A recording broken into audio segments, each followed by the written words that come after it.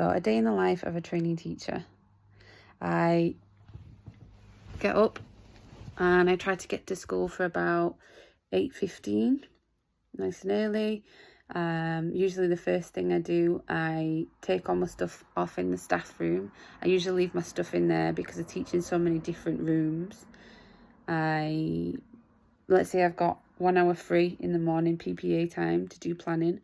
I'll use that time to look through all my PowerPoints for each lesson that I've got that day to make sure I feel prepared. And then if I've got time, I'll go to the various classrooms and make sure that if there's any worksheets I need, that they're printed and they're ready to go. Then I'll make sure that I've got the planning for the following day and the day after that. I try to make sure that I've got my planning ready for 2 or 3 days in advance, because I tell you what, there's nothing worse than standing in front of a class of 30 young people and not feeling prepared, because trust me, they will see straight through you.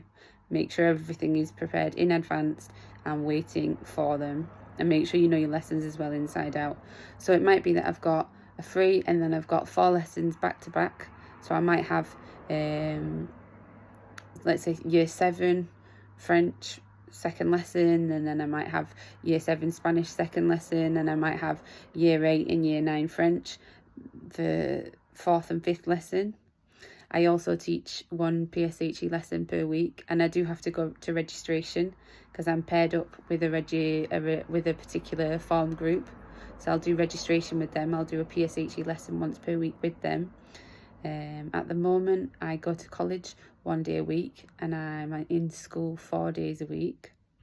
When I say college, I mean teacher training. So they teach you about various areas that you need to know before starting teaching yourself, and also before being able to get QTS. There's a lot of areas that you need to cover, like behaviour management and SEN and etc. There's a lot to cover. So that's my standard day, rushing from classroom to classroom, take the register, teach the lesson, make sure you've got a plan and a PowerPoint for every single lesson that you teach. Make sure you know your stuff back to front, inside out, because in secondary school, as I say, the kids will see straight through you if you're not ready. It's quite high pressure.